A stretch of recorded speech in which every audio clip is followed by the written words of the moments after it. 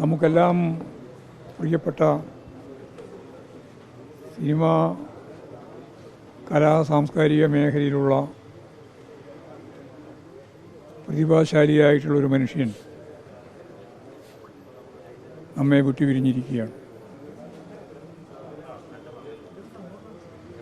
കുറച്ച് മുമ്പ് ഞാൻ നേരിട്ട് വീട്ടിൽ പോയി സുദീർഘമായ രീതിയിൽ അസുഖം ബാധിച്ച് വിശ്രമ ജീവിതം നയിക്കുന്ന സന്ദർഭത്തിൽ സംസാരിച്ചതാണ്. എന്തെല്ലാം അഭിപ്രായ വ്യത്യാസങ്ങൾ പറയുമ്പോഴും മനസ്സ് നിറയെ ഒരു പുതിയ ലോകം, ഒരു പുതിയ രാജ്യം രൂപപ്പെടണമെന്ന് സദാ ആഗ്രഹിക്കുന്ന മനുഷ്യസ്നേഹിയായ ഒരു കലാകാരനെയാണ് നമുക്ക് നഷ്ടമായിട്ടുള്ളത്.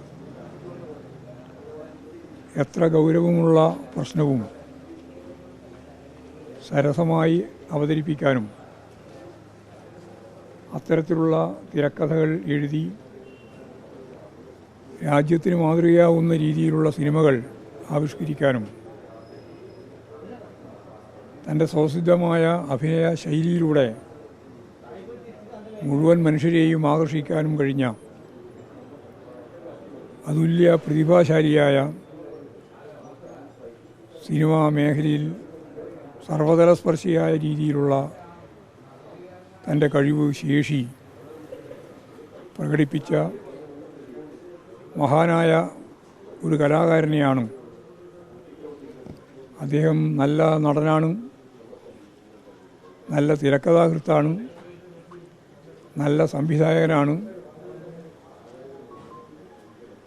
നല്ല വിമർശകനാണ്.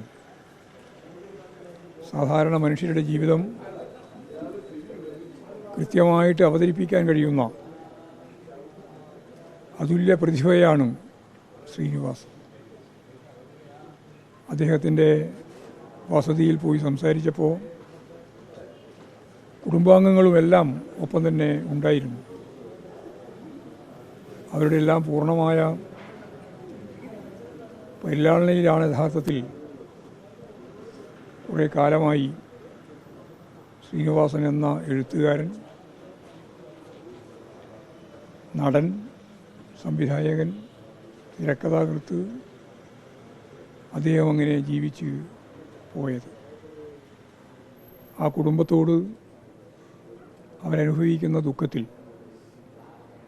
പങ്കുചേരുകയാണ്. സിനിമാ ലോകം തീർത്താൽ തീരാത്ത നഷ്ടത്തോടുകൂടിയുള്ള ദുഃഖത്തിൽ ഞാനും പങ്കുചേരുന്നു. നമുക്ക് കേരളത്തിന്, മലയാളത്തിന് വലിയ സംഭാവന നൽകിയിട്ടുള്ള, പകരം വെക്കാനാവാത്ത ഒരു സാംസ്കാരിക കലാ സിനിമാ പ്രവർത്തകനെയാണ് നമുക്ക് നഷ്ടമായത്. അദ്ദേഹത്തിൻ്റെ സ്മരണയ്ക്ക് മുമ്പിൽ ആദരാഞ്ജലികൾ അർപ്പിക്കുകയാണ്.